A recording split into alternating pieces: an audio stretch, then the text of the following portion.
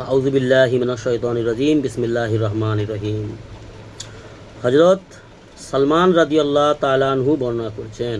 হযরত সালমান রাদিয়াল্লাহু তাআলা আনহু বর্ণনা করেন রাসূলুল্লাহ সাল্লাল্লাহু আলাইহি ওয়াসাল্লাম ইরশাদ করিয়াছেন। হযরত সালমান রাদিয়াল্লাহু তাআলা আনহু বলেন, রাসূলুল্লাহ সাল্লাল্লাহু আলাইহি সাল্লাম ইরশাদ করিয়াছেন, মুসলমান যখন উত্তম রূপে উজু করিয়া 5 ওয়াক্ত নামাজ আদায় করে তখন তাহার গুনাহসমূহ এমনভাবে ঝরিয়া পড়ে যেমন গাছের পাতাগুলি গ্রীষ্মকালে শীতকালে ঝরিয়া যায়। গ্রীষ্মকালে দেখবো সব গাছের পাতা ঝরে গাছ নেড়ামুন্ডা হয়ে যায়, তারপরে যেন মনে হবে গাছ মরে গেছে, গাছ শুকিয়ে গেছে এমনটা মনে হয়। কিন্তু তার কিছুদিন পরে আবার আল্লাহ পাকের হুকুমে আল্লাহ পাক বৃষ্টি বর্ষণ করে, আল্লাহ কচি কচি কি সুন্দর যে যার রঙের সবুজ পাতা বের হয়, কিছু দেখতে কি সুন্দর দেখায়, তাই না? তো তো কোনো মুসলমান যখন উত্তম রূপে সুন্দরভাবে উজুর যে সিস্টেম আছে, উজুর 4টা ফরজ আছে, তাই না? সুন্নত আছে, নফল আছে, আর আরও মুস্তাহাব আছে, অনেক কিছু আছে উজুর মধ্যে। তো 4টা ফরজ।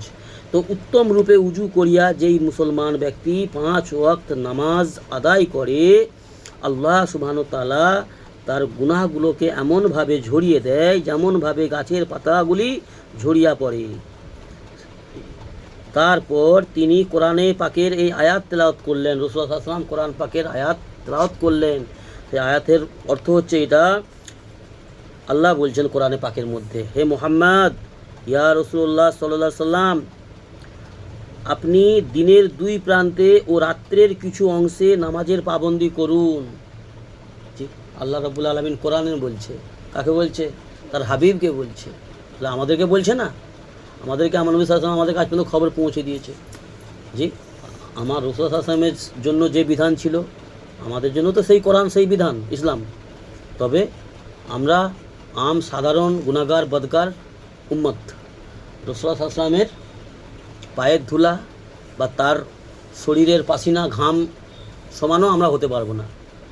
রাসূল সাল্লাল্লাহু আলাইহি ওয়াসাল্লামের ঘামের যে মূল্য, শরীরে যে ঘাম দেয় সেই পরিমাণ মূল্য আমাদের নেই।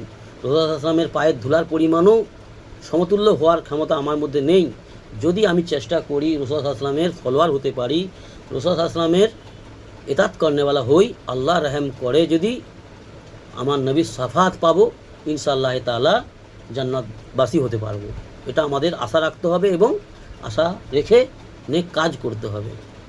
তো আল্লাহ তাআলা রাসূল সাল্লাল্লাহু আলাইহি ওয়াসাল্লামকে বলছে, হে মুহাম্মদ, আপনি দিনের 2 প্রান্তে, সকাল আর সন্ধ্যের বিকাল 2 প্রান্তে ও রাত্রের কিছু অংশে নামাজের পাবন্দি করুন। নিঃসন্দেহে নেক কার্যবলী মন্দ কাজসমূহকে দূর করিয়া দেয়। নিঃসন্দেহে নেক কাজ, যারা নেক কাজ করে, নেক কাজের আদি যারা, নেক কাজ করা অভ্যাস যাদের, তাদের মধ্যে যদি কোনো খারাপ মন্দ গুণ থাকে, মন্দ কাজ তারা যদি করা অভ্যস্ত থাকে, তো সেই মন্দ কাজগুলো একদিন আস্তে আস্তে করে দূর হয়ে যাবে, ছেড়ে যাবে। যদি আমার নেক কাজ করার আদত আস্তে আস্তে আমাকে আনতে হবে, নেক কাজ করা অভ্যাস আরম্ভ করতে হবে। মিথ্যা বলা ছাড়তে হবে, হারাম খাওয়া, হারাম রোজগার করা ছাড়তে হবে। তাহলে কি হবে? ভালো গুণ আনার চেষ্টা করলে মন্দ গুণ, খারাপ গুণ এগুলো অটোমেটিকলি আমার কাছ থেকে সরে যাবে, আল্লাহর তরফ থেকে আল্লাহ হাঁটিয়ে দিবে। তো কি বলছেন? নিঃসন্দেহে নেক কার্যবলী মন্দ কাজ সমূহকে দূর করিয়া দেয়। ইহা হইতেছে পরিপূর্ণ নসিহত মান্যকারীদের জন্য। এই যে কোরআনের আয়াতটা আল্লাহ পাক পাঠালেন, নাজিল করলেন, এইটা হচ্ছে নসিহত। নসিহত মানে আদেশ, বুঝেছ? আর দাওয়াত। এটা কাদের জন্য লাভবান হবে? যারা নসিহত মান্যকারী, যারা ভালো কথা শুনতে ভালোবাসে এবং ভালো কথার উপরে আমল করতে ভালোবাসে।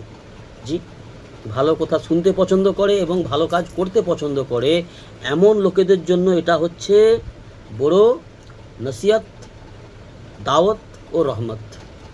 আর যে মানবে না তার জন্য পুরো কোরআন, পুরো অনেক হাদিস তার জন্য কোনো কাজে আসবে না। তার মানারই ইচ্ছা নেই, তো তার শোনারই ইচ্ছা নেই। জবরদস্তি বসানো আর লোক দেখানো, বসে যাওয়া, এতে কাজ হবে না। যে অন্তরের অন্তঃস্থল থেকে রাজি খুশি হয়ে দ্বীন ইসলামের কথাকে শুনতে চায়, আর সেই মোতাবিক আমল করতে চাই, এমন লোকেদের জন্য কোরআন হচ্ছে রহমত, হেদায়ত, নসিহত। জি। আর যে ব্যক্তি সে মুসলমান ঘরে জন্ম হোক চাই অমুসলমান ঘরে জন্ম হোক, যে ব্যক্তি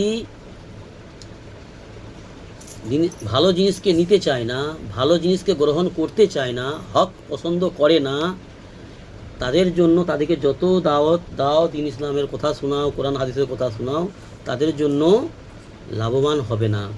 তবুও মুমিনদের উপরে আল্লাহ হুকুম করেছে বলতে থাকো, বলতে থাকো, বলতে থাকো। আমার রসুলের যুগেও অনেক মানুষ হেদায়েত পায়নি। জি। তারা নিজেরাই চায়নি, আর আল্লাহ পাক তাদের তকদিরে হেদায়েত রাখেনি, কিন্তু তাদেরকে আমার নবী সাল্লাল্লাহু আলাইহি ওয়াসাল্লাম বলেছেন, সাহাবারা বলেছেন। জি। অনেকে হেদায়েত পায়নি, আনেনি। অনেকে আবার কালেমা কবুল করেছে, ঈমান গ্রহণ করেছে, করার পরেও ছোট ছোট বিষয়ে মতভেদের কারণে আবার ইসলাম ছেড়ে দিয়েছে, আবার ফিরে যে পথে ছিল, ভুল পথে, ভ্রান্তির পথে, সেই পথে চলে গেছে। এমনও হাদিস পাওয়া যায়। আজকের দিনেও ঠিক তাই। এমনও মানুষ আছে মুসলমান ঘরে জন্ম নিয়েও কুফরি করছে, মুসলমান ঘরে জন্ম নিয়েও পূজা করছে, মুসলমান বাড়িতে জন্ম নিয়ে মুসলমানের নাম নিয়েছে, ভালো ভালো বাড়ির ছেলে। জি।